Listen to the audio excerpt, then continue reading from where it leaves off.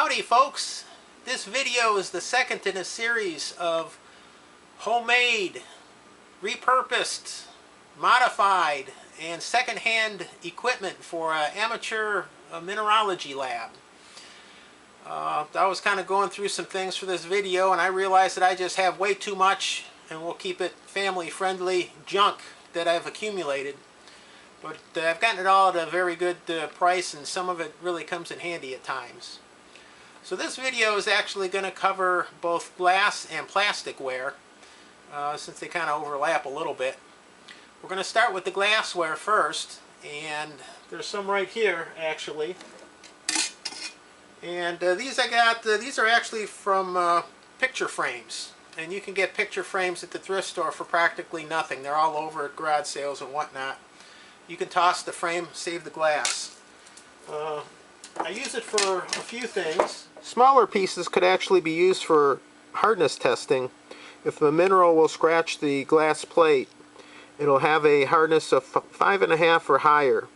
The hardness of glass is about 5.5. This is actually a piece of I think it was a beer bottle that they were marketing in a blue bottle. And you could use this as a filter when doing a flame test. It'll filter out the strong yellow sodium color, so you can still see some of the other elements in there if they're in there with the sodium, because the sodium just covers everything up.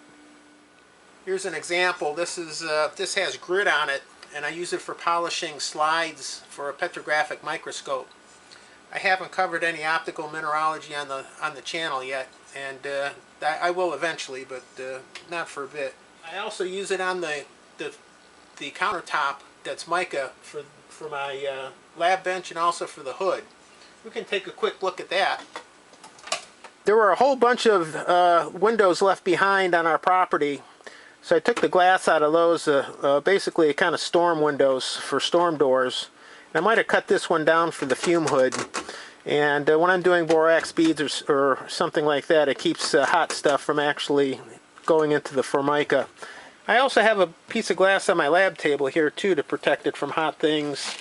And actually, while we're here, I have a plastic cutting board that I got from a garage sale too. And that's more for abrasive stuff to protect things. But you know, that cost practically nothing, while the glass actually was free in my case. Alright, let's go ahead and jump into the glassware cabinet. Now this stuff is all new. I bought a variety of sizes of beakers and flasks. And I don't use the flasks at all for mineralogy, and the large beakers I don't use either. The only ones that I use are the small ones, and they range from 5, 10, 25 mils are probably the ones most commonly that I use, and I ended up buying those. Now some of these smaller beakers that I use I actually did find at a garage sale, so I'll go over that in a few minutes. Especially for some of the larger stuff, you can get something like this. This is a carafe from a coffee maker, but it's quite a small one, so it kind of comes in handy for smaller stuff. The larger ones are a little bit more common, and so I picked one of those up too at the thrift store. I have a whole variety of different jars that I often use for beakers, and they work just fine as long as you don't have to heat them. And I use them a lot of times when I'm using my colorimeter.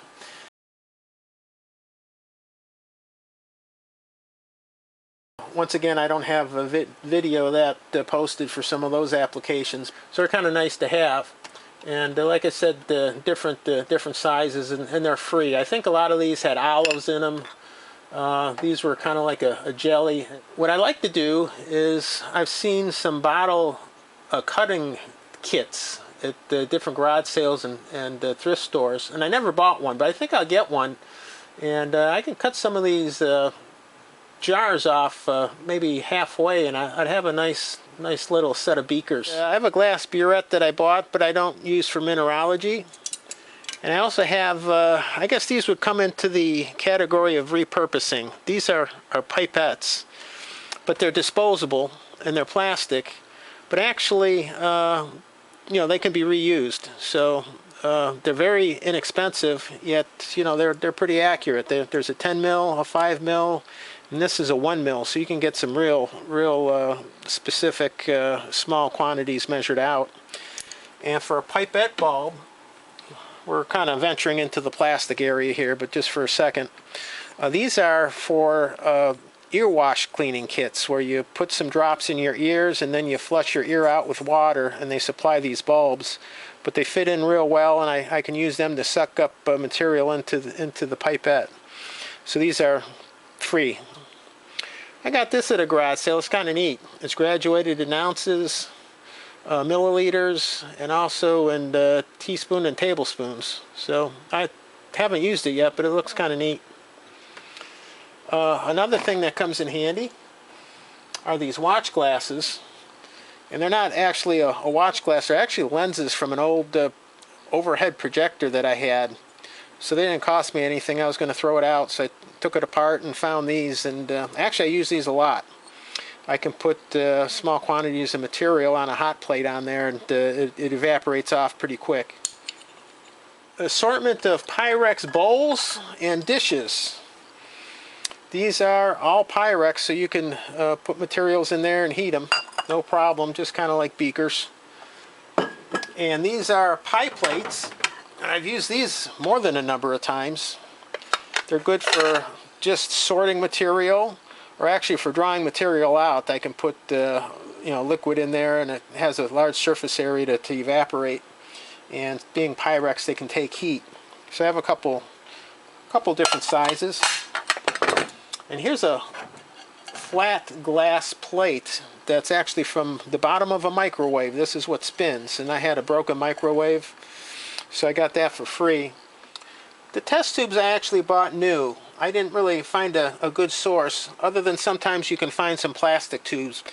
And I actually have 5 different sizes, ranging from 6 inches long for the big one to actually only 3 inches long for the small one.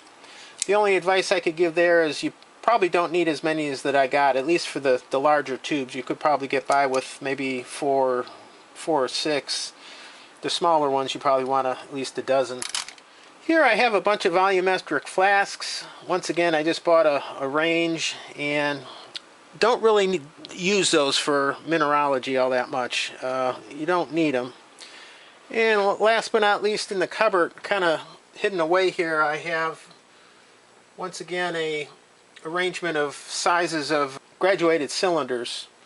I also found a graduated cylinder at a garage sale, I think it was, somewhere used. And actually this is much nicer than the ones here. It's got a etched in label at the top here, and I think it's more accurate. It's an older and more quality item with actually etched lines rather than the painted lines here. The volumetric flasks I don't really use that much for mineralogy, and if you really need to, you can actually kind of use your graduated cylinder by putting whatever you want diluted in there and then taking the volume up to 50 mils or 100 mils or wherever you need to take it. It's not as accurate as a volumetric flask where the precise volume is measured by a precise line, but it's good enough for home lab stuff. So anyways, if you can find one at the garage sale, great. There's also another alternative, and that goes to plastic. So let's kind of morph over to plastic. Here's something I've run into recently. I've been seeing these secondhand pop up, and they're actually a kit for homeschooling, which is becoming more and more popular. It's actually a science kit, and they're usually geared towards some sort of curriculum, and this one is a biology-oriented kit. And I actually got this for $1. The guy, I didn't even know what it was. I picked it up, and the guy said, just take it, because it was at the end of the day. So I just gave him $1, but actually, it's got a lot of stuff in it. We're talking about the glass graduated cylinders, and this actually has a pair. So it looks like this one is 50 mils, and a smaller one here, which looks to be about, I guess this is a 10 mil. So between the 50, the 10, and the 100 mil glass one that I got, I didn't really have to buy anything new, but so I ended up spending money I didn't have to, but oh well. And the plastic works out pretty good. The only thing is it's not real clear. They're translucent, and they don't take hot materials. But also in here, it looks like there's some plastic beakers, and they're graduated also up to 250 milliliters. And actually in here, they're actually glass beakers. And these I could and will use. I use these quite often. These are 10 mil Pyrex beakers, and it looks like there's 3 of them in here. So, man alive, I got a lot of stuff in here for $1. Plastic-wise, there's some pipettes, and it looks like there's a test tube rack and test tubes in here also. So, looks like a goggles and some different reagents, and a thermometer, and pH paper. So, boy, this was a deal. I got a lot of stuff that I can use out of here. Here's some more plastic items. These graduated cylinders I actually bought. The 1000 mil comes in handy. It is calibrated all the way up to 1000 mils in increments of, it looks like every 10 mils or so. So that's handy, but still, you don't really need those. I found a number of different pitchers and jugs that this is calibrated both in ounces and also in liters or milliliters every 500. And this one is calibrated every 250 milliliters. And what you could do is, I actually marked this one. You could actually add some increments here and get a little bit more detailed volume. And to double check any volume that you have, even without a graduated cylinder, if it's water, you can actually weigh it, and that's a very accurate method. So anyways, that's that. Here are, it looks like 1 million funnels that I've purchased. Once again, these are all used, I picked up somewhere. Or actually they came with different things, anywhere from this little tiny thing to larger sizes. And this actually looks like one of the longer necked lab funnels that I picked up somewhere. But that's easy to find. And actually I have a metal one somewhere too, but we won't talk about that now. Get a lot of scoops like this. These come in a lot of different powder mixes that you might buy for the scoops or even laundry detergent type stuff. And here's a bunch of smaller scoops. I think these are in 1/8 and 1/4 teaspoon markings. Another one, a little plastic spatula that I thought would be handy for something. And this is a really small scoop I made from a pen cap that I needed for when I was doing the gold videos, and so I just made that up and glued it to a, I think it's a pen cap glued to the end of a plastic piece here. So once again, these things are pretty much free. One thing I found also are these, I think there's coffee, for making coffee sets. This one actually has a little scoop in it. I think you store your coffee in here. It has one piece that's a coarse filter.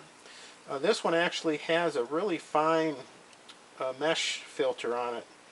So, if you need to do some filtering, which I don't do too much, your handle. It actually came with a couple cups. Here's a couple other items. Once again, this has a really fine mesh filter on it, and that's a coarser filter.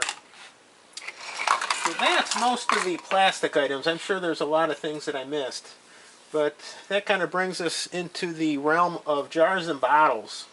And I found a bag of these, and I think they're from a craft store, but they really come in handy. I use them all the time. They just have a snap-on lid, and they're not totally airtight or watertight, but I use them for all sorts of stuff.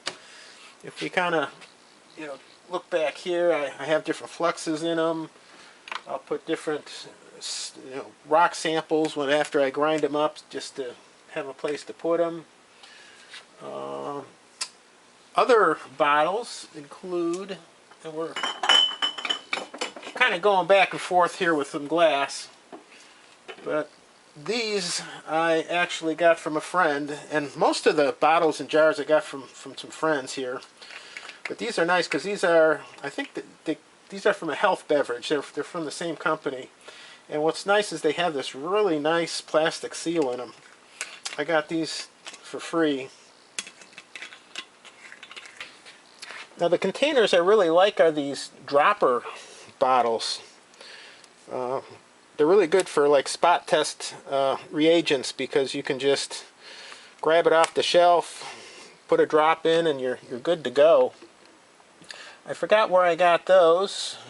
I think this is from either eye drops. I got a lot from eye drops. They come with you know, a dropper on them. And at the bottom of my microscopy bench, I actually store a whole bunch of used or empty containers. And we had some neighbors that had a lot of health issues, and I asked them to save me some containers. And then lickety split, they had a bunch of them, more than I could use. So we're good there. I also have a friend that they're big vitamin people, so they take a lot of, they have a lot of these bottles are from vitamins or nutrient supplement sort of things. Even some nice glass ones too for some of the higher end vitamins that they were taking. So that was nice. And also their one daughter was is a veterinarian tech. So she has access to all sorts of pill bottles and things that, you know, for medications that they give the animals. So I have a whole series of, you know, different size bottles, square, round, whatever, large, small. So that comes in handy. And this isn't even all of them. I have more somewhere else. Tinier stuff like we saw on the lab bench in here. Anything from, this is like a dropper bottle. These, I think, are actually booze bottles. I found them on the side of the road and cleaned them up and took the labels off. And actually, that's a good point. Taking the labels off is kind of an art. There's a lot of different methods. You can peel real slowly, and sometimes you can get the label with the adhesive off. Sometimes it helps to use a hair dryer and heat it up. Sometimes that loosens the adhesive.